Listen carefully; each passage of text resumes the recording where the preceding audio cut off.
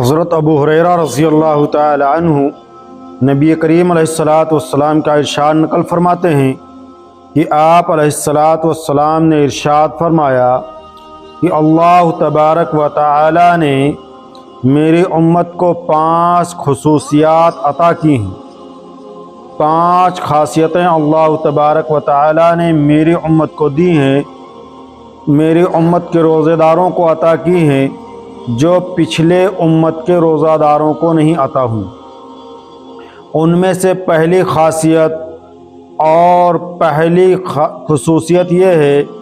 کہ میری امت کے روزے داروں کی منہ کی بو اللہ تبارک و تعالی کے نزدیک مشک سے بھی زیادہ پسندیدہ ہے۔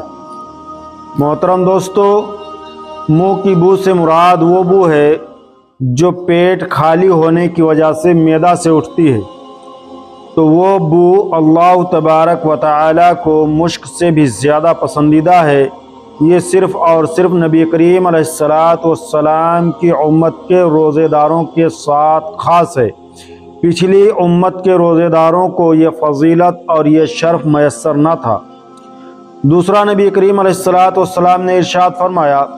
کہ میری امت کے روزے داروں کے لیے دریا کی مچھلیاں تک دعائے استغفار کرتی ہیں۔ یہ بھی ہمارے نبی کریم علیہ الصلاۃ والسلام کی امت کے روزے داروں کے لیے خاص ہے کہ نبی پاک علیہ الصلاۃ والسلام کی امت کے روزے داروں کے لیے دریا اور سمندر کی مچھلیاں بھی دعا کرتی ہیں کہ اے الہ العالمین، اس بندے نے تیرے لیے روزہ رکھا ہے، اے الہ العالمین، یہ تیرے محبوب کا امتی روزے دار ہے، اس کی مغفرت اور بخشش فرما دے۔ تیسرے، نبی کریم علیہ الصلاۃ والسلام نے ارشاد فرمایا کہ میری امت کے روزے داروں کے لیے جنت روزانہ آراستہ کی جاتی ہے، جنت روزانہ سنواری جاتی ہے، سجائی جاتی ہے، اور یہ پورے مہینے چلتا رہتا ہے۔ اور اللہ تبارک و تعالی جنت سے ارشاد فرماتے ہیں کہ ان قریب میرے نیک بندے، میرے محبوب صلی اللہ تعالی علیہ وسلم کی امت کے وہ روزے دار بندے جن کے لیے میں تیرے لیے سجا سنوار رہا ہوں، تجھ کو سجا سنوار رہا ہوں، ان قریب وہ دنیا کی مشقتیں، تکالیف اور دنیا کے تمام جھمیلوں کو چھوڑ کر تیرے پاس آ جائیں گے۔ محترم دوستو، یہ بھی نبی کریم علیہ الصلاۃ والسلام کی امت کے روزے داروں کے لیے خاص ہے۔ پچھلی امت کے روزے داروں کو یہ صرف حاصل نہ تھا، اللہ تبارک و تعالی کی یہ عنایت حاصل نہ تھی۔ چوتھی چیز یہ ہے کہ اس میں شرکت شیاطین، یعنی اس ماہ مبارک میں شرکت شیاطین قید کر دیے جاتے ہیں۔ اللہ کے حبیب علیہ الصلاۃ والسلام نے ارشاد فرمایا کہ ماہ رمضان کا چاند نظر آتے ہی اللہ تبارک و تعالی شرکت شیاطین کو قید کر دیتے ہیں،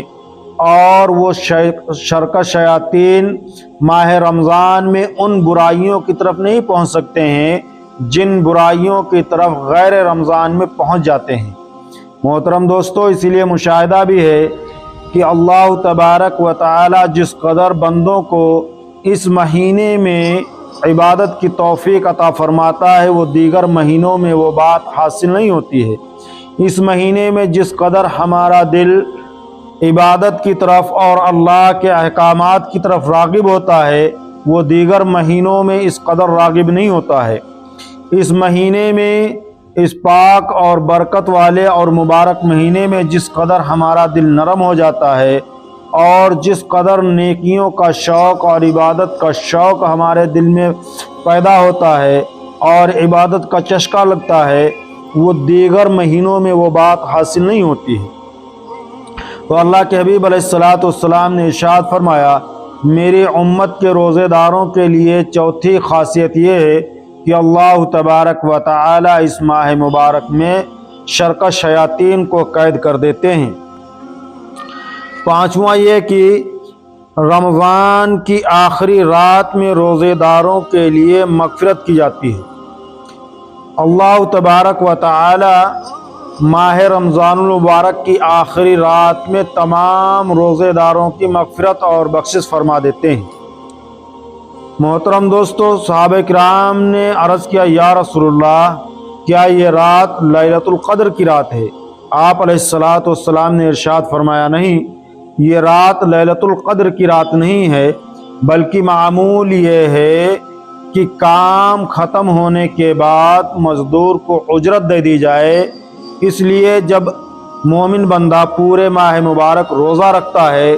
اور جب عید الفطر کا چاند نظر آ جاتا ہے تو گویا اس نے اپنا کام پورا کا پورا کر دیا اور اپنے کام کو ادا کر دیا، اپنے کام سے سبکدوش ہو گیا، تو اللہ تبارک و تعالی کی طرف سے بطور اجرت کے اس بندہ کی مغفرت اور بخشش کر دی جاتی ہے۔ محترم دوستو، اگر اس امت کے روزے دار یعنی ہم اور آپ اس ماہ مبارک کی قدر و قیمت کریں، اللہ اور اس کے رسول کے احکامات کی پوری طور پہ تکمیل کریں، تو اللہ تبارک و تعالی اس ماہ مبارک کے خاتمے پر ہماری مغفرت اور بخشش فرما دیتا ہے اور جہنم سے آزاد کر کے جنت کا پروانہ نصیب کر دیتا ہے۔ کاش اللہ تبارک و تعالی ہمیں اور آپ کو اس ماہ مبارک کی قدر و قیمت کی توفیق عطا فرمائے۔ وما علینا الا البلاغ۔